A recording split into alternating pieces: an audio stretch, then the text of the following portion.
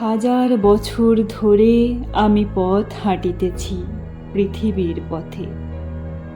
সিংহল সমুদ্র থেকে নিশীথের অন্ধকারে মালয় সাগরে অনেক ঘুরেছি আমি।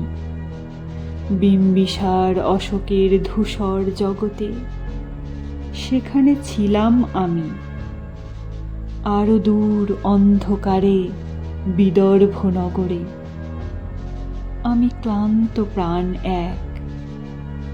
চারিদিকে জীবনের সমুদ্র সফেন আমারে দুদণ্ড শান্তি দিয়েছিল নাটোরের বনলতা সেন।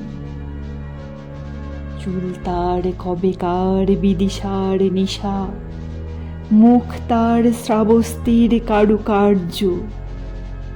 অতি দূর সমুদ্রের পর হাল ভেঙে যে নাবিক হারায়েছে দিশা, সবুজ ঘাসের দেশ যখন সে চোখে দেখে দারুচিনি দ্বীপের ভিতর, তেমনি দেখেছি তারে অন্ধকারে। বলেছে সে, এতদিন কোথায় ছিলেন? পাখির নীড়ের মতো চোখ তুলে নাটোরের বনলতা সেন।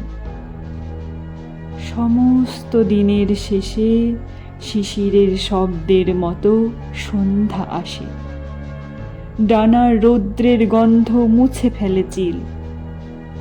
পৃথিবীর সব রং নিভে গেলে পাণ্ডুলিপি করে আয়োজন। তখন গল্পের তরে জোনাকির রঙে ঝিলমিল। সব পাখি ঘরে আসে, সব নদী ফুরাই এ জীবনের সব লেনদেন। থাকে শুধু অন্ধকার, মুখোমুখি বসিবার বনলতা সেন।